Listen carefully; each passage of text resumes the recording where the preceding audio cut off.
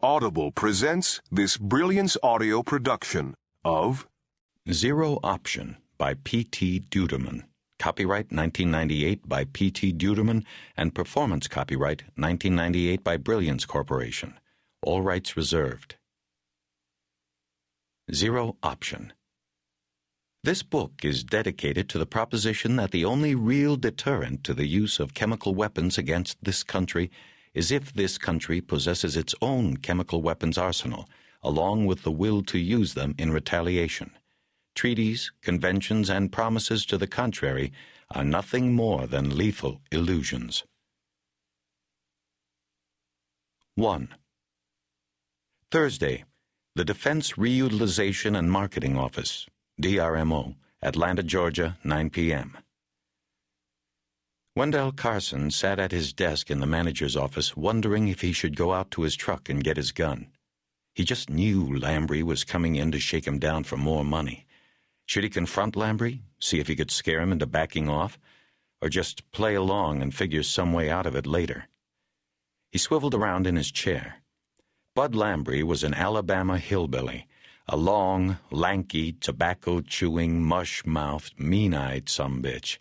He'd been Carson's spotter in the warehouses for 8 years, and Andy White's before that. Let's face it, he thought, Bud Lambrey isn't going to scare so good, so use your damn brains. Play along with whatever he wants, then run some kind of con on him. Lambrey can't know what the cylinder is worth, so keep him in the dark.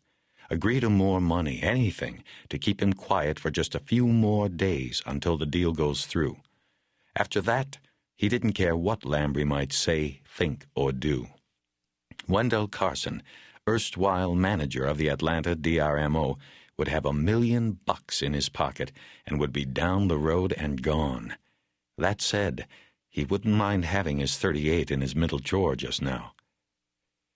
He looked at his watch and then heard someone coming down the main hallway of the admin building. A moment later, Bud Lambrey let himself in, his suspicious eyes sweeping the office to make sure they were alone. "Evening, Bud," Carson said, not getting up. "You said we needed to talk?" "Yeah, we do," Lambrey said, going over to the window and taking a quick look through the Venetian blinds into the parking lot. Then he turned around and gave Carson a hard look. "That thing, that red thing, how much they gonna give for it?" "I don't know yet, Bud," Carson lied. "They're excited about it, but they're a little antsy, too, seeing what it is." "But they're gonna deal." "Oh, I think so. If they don't, I'm not sure what the hell we can do with it. But what's the problem now?" "Problem's money," Bud said, a crafty gleam in his eye.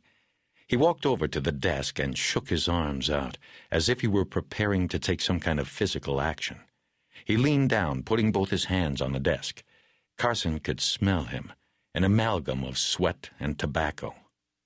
"That thing's gonna be worth a whole ship pot full of money." Carson smiled. "And let me guess, you want a bigger cut, seeing this thing's special, and you're the one who found it? Damn straight.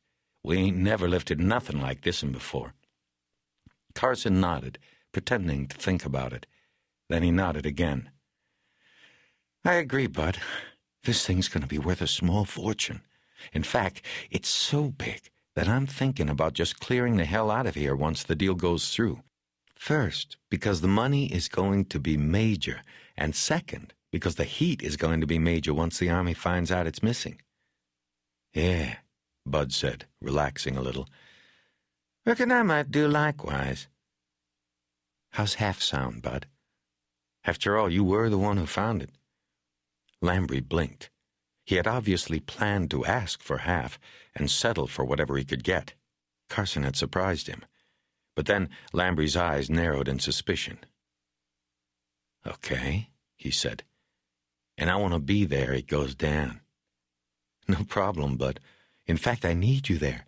For the money this thing's going to bring, I wouldn't mind some backup, you know what I mean?" Bud straightened back up. "All right, then," he said. "You let me know. Them boys give us any bullshit, I'll fix their asses good. I got me some guns." "They've never stiffed us before, no reason to think they will now." Lambrey looked at him, trying to figure out what Carson's angle was. "I've been too agreeable."